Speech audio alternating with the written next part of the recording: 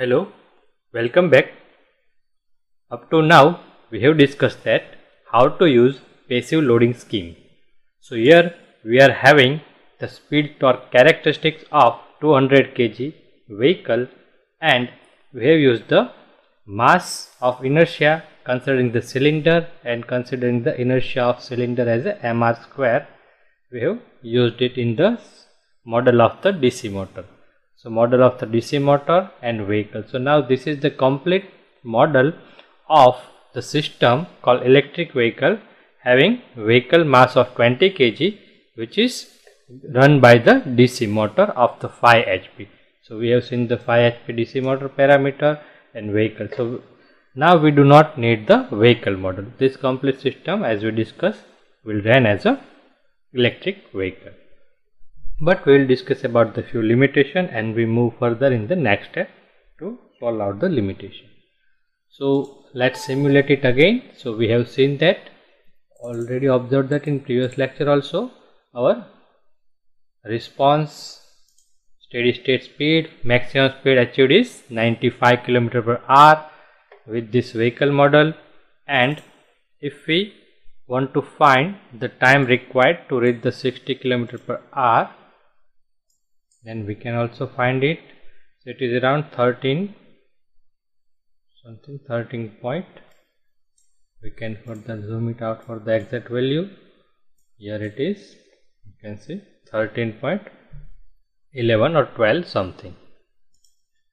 So this is the response that we can find from this simulation. We can find acceleration, how fast the starting torque is, starting speed is, vehicle is, what will be the maximum speed of the vehicle with this power rating motor.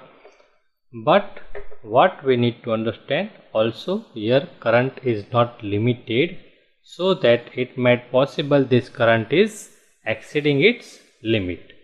So to check this, we need to put one scope over here or the display, and let's simulate it again to observe the response of the current.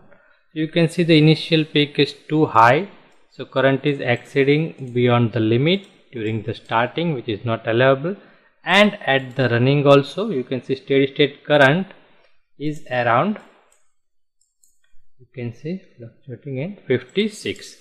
So if you recall the data sheet, 56 is very high current than the rated current. Here we have calculated the rated current of this motor, it is 20.7 ampere only. So we need to limit the current somehow. So in this case we are only the Simulink model, so we can put the Simulink block to restrict the current or to limit the current at output, or we can reduce the voltage here.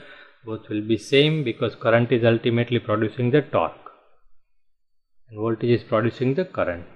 So here also, why current is increasing, that means this load torque also becoming higher than the rated load torque. Rated load torque is 20.35 Newton meters, around 20 Newton meters. So let's observe it also. Better we put the display over here and simulate it. So it is also 56.03. So it is also high. Let's put one more display over here.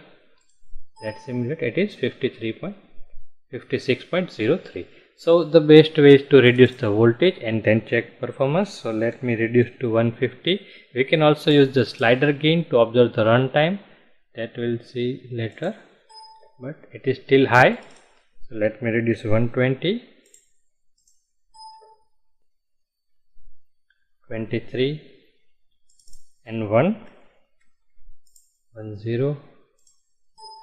20.54, I think it's fine. 20.7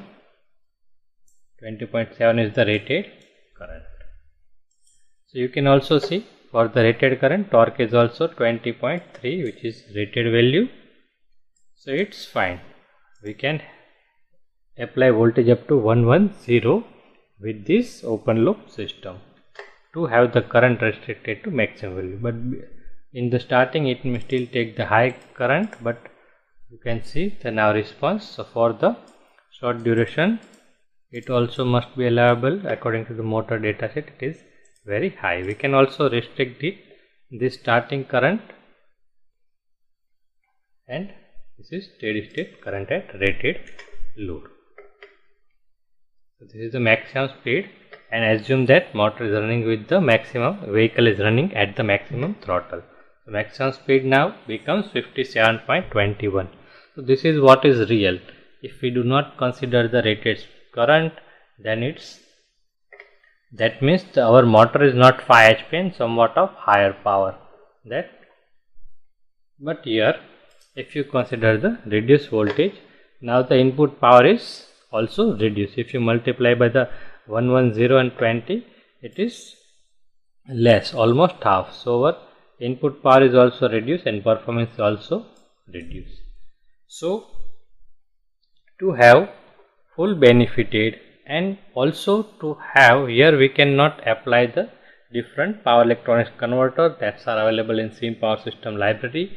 So those who belong to electrical engineering knows better that we can have different motor model available in the SIM power system library, and also we can apply the different controllers to limit the current, to restrict the current, to allow the specific starting peak of the current, and so that fully voltage can be supplied, and so we can have the DC motor model in the SIM power system library, whereas model is already available. But what is the facility in the SIM power system library is that there is the 2 terminal devices which can be connected as actual electric circuit, where closed loop circuit is required, like actual electric connections, and different power electronic switches are available, so that different control strategy as well as the power electronic converter module can be implemented and studied to understand the response. Here also closed loop system can be made easily, but it is better if we want to study the performance of different converter topology and control strategy.